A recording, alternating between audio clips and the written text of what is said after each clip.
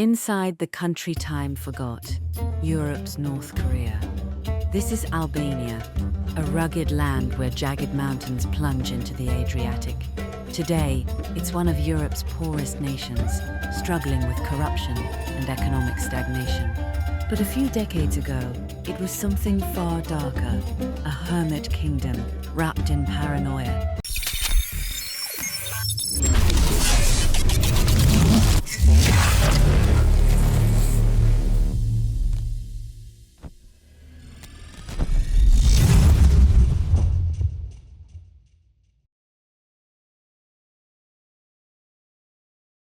Sealed off by fear and ruled by cruelty. Wide aerial shot of Albania's coastline, stark mountain ridges, olive groves, simple villages.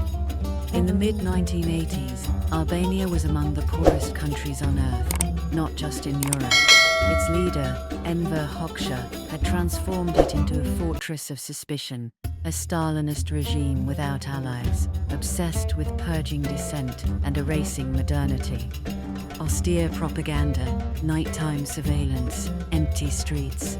To understand how Hoxha seized power, or why anyone followed him, is to unravel the chaos of post-World War II Albania.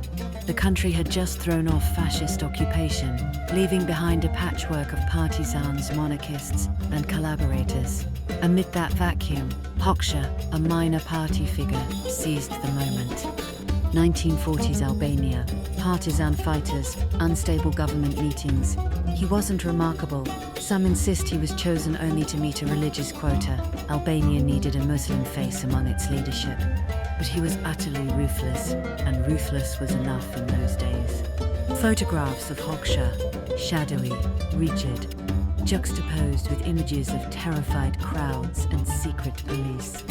Under Hoxha, prisons multiplied, cameras spied everywhere, and the state became omnipresent.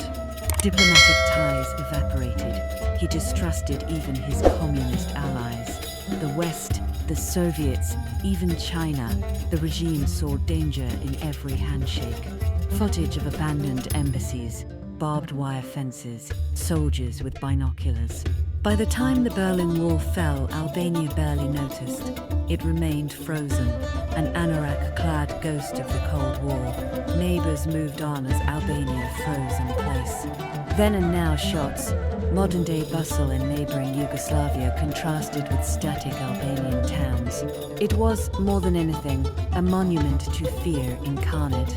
Is isolated by ideology, sealed by a cult of paranoia, an echo of North Korea in Europe's backyard. Split screen, Stalinist-era North Korea versus Hoxha's Albania. Grim squares, two monuments, crowds marching.